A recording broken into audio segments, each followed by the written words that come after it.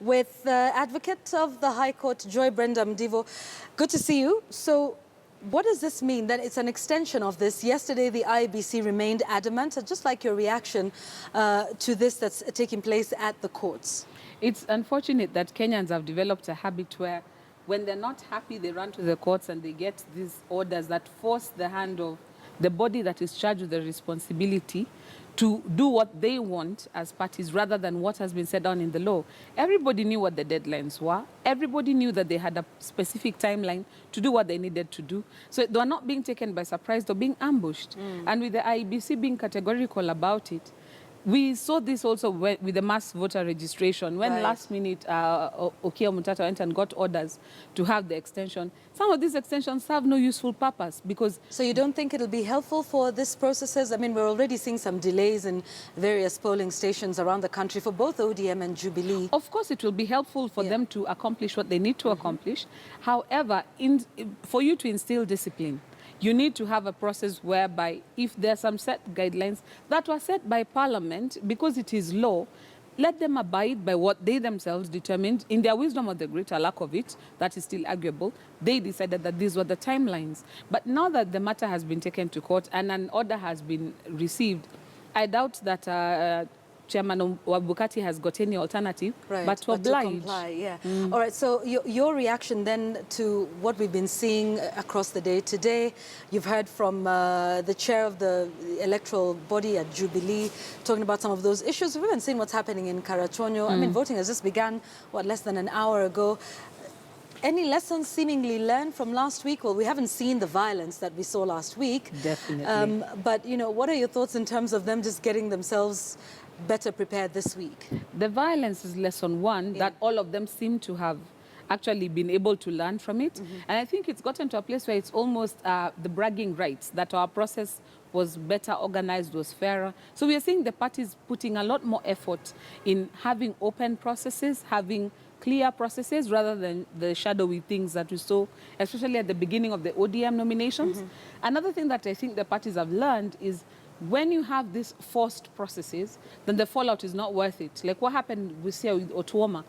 You force something and then the people have a knee-jerk reaction and you lose out on a very good candidate. Same thing we saw in Ruaraka with Ms. Ngoro. So I think the parties have got to a place where they realize it is important we keep this as free and as fair as possible so the will of the people comes through. Because this late in the day, if you start having the sort of fallout that we are seeing, when you've got a strong ODM candidate and a strong independent candidate, those are still ODM votes being split down the middle. And the independent could carry the day. Exactly. Okay, and this affects the presidential tally as well. Absolutely. Joy Brenda Mdivo, who's an advocate of the High Court. Stay with me. Let's take you now to that live press conference at Jubilee Party headquarters. Andrew Musangi, the chair of the National Electoral Board of the party, speaking now. Party. We have not received full details of the same. However, we wish to restate that the voting materials we were preparing for the primaries scheduled for tomorrow and Wednesday are substantially ready for dispatch. The only exception in our schedule, which has necessitated a change, is the primaries for Murang'a, and we've taken a decision out of an abundance of caution to reschedule the primaries for Murang'a to Wednesday, 26th April 2017. All other primaries will stay on course. Thank you very much. I can take probably 2 questions before I go back to the engine room. The lady next to you.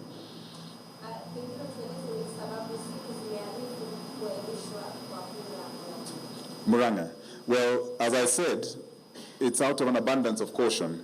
We've sat and looked at all our logistics. We informed you that we'll be continually looking at logistics.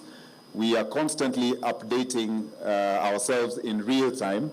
And as you know, it's an exercise that is constrained by time. So if I get a report that there are certain aspects of the Murang'a logistics that do not realistically look like they'll be completed in good time, I do not want to inconvenience the people of Murang'a, and the team has taken the decision to defer Murang'a to Wednesday. It's safer for us. Gentlemen? Yes. Yes. Well, from what has been reported to me, number one, I understand it was an isolated incident in one polling station in Murang'a. I also got to hear of it after our first press brief earlier this morning. I certainly would like to reiterate that we are urging all our supporters and the aspirants to abide by the Electoral Code of Conduct. It serves absolutely no purpose to burn your democratic right at a polling station. You can imagine the frustration we feel when we see such pictures and you see a chopper is midair with supplementary voting material, and because somebody is impatient, they decide to take the law into their own hands. We will treat this very, very sternly, because you realize a polling station is not comprised of 3 or 4 people who decide to take the law into their own hands. What that has done is has impeded the right of everybody in that polling station to be counted in these primaries. And that is not fair to the voters, it's not fair to the aspirants. So the people who are behind this will have to face the full force of the law. Muranga has over 400 polling stations, in my estimation.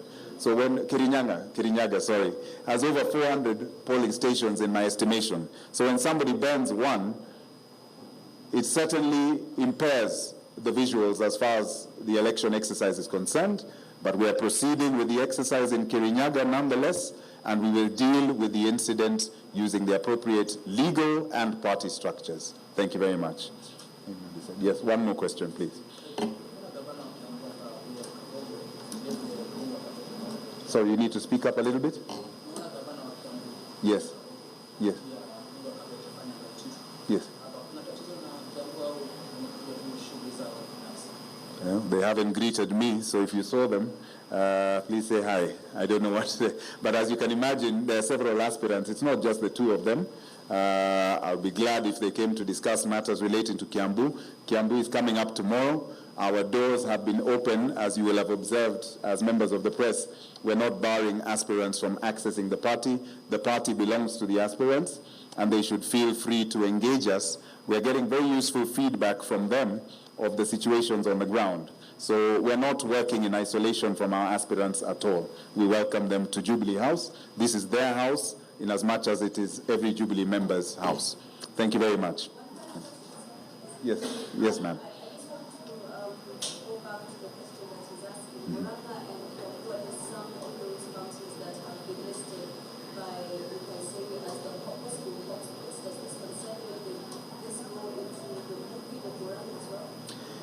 You know, it's interesting. Yes, they call them hotspots. I would assume hotspots could be a euphemism for heavily contested areas. But last I checked, even going by last Friday, everywhere is very heavily contested. And when we gave our briefing on security, we particularly emphasized that we're not taking security for granted in Makueni, for example. It could easily flare up into something uncontrollable. But that's why we're taking security measures that are mapped according to where we have competition. Yes, Kiambu is a heavily contested area. So is Makueni, so is West Pokot, so is Trans Nzoia. So we are definitely applying for security and enhancing our security measures wherever we have competition. So thank you. Thanks a lot, gents. Can I take one more? Okay.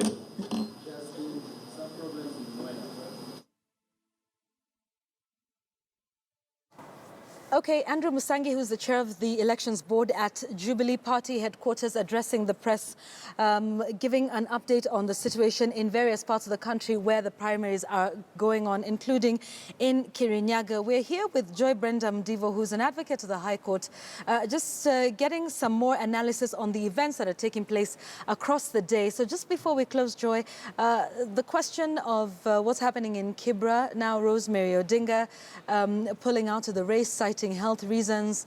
I mean, that's been an interesting one to watch. People divided right down the middle.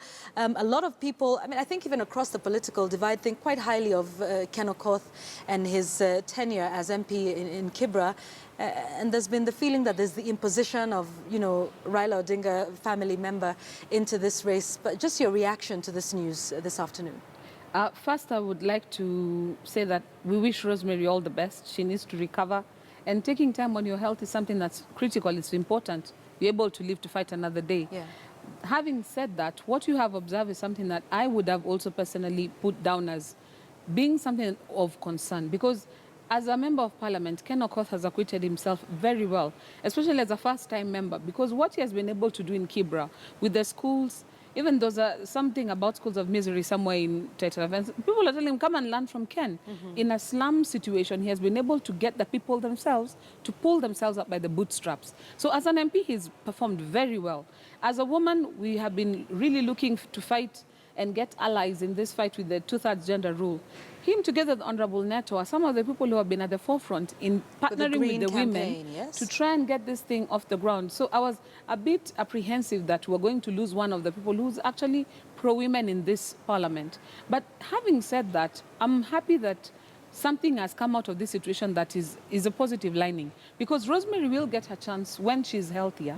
And having the Odinga name is definitely a plus in the political scenario. And it would be good if she's able to earn her place rather than have a situation that looks like it's a given, because there is also the possibility that people might decide, by the way, we are not going to go with you, and the entire thing now falls back on Jubilee if that was going to be a strategy. So in terms of the outcome, I'm satisfied with it. And at the end of the day, I do hope that Ken retains his seat, because that is one of the few young men who have demonstrated that a young person, given opportunity, can be an excellent leader. Okay, thanks. Joy Brenda Mdivo, she's an advocate of the High Court. We always thank you for your time and your incisive views.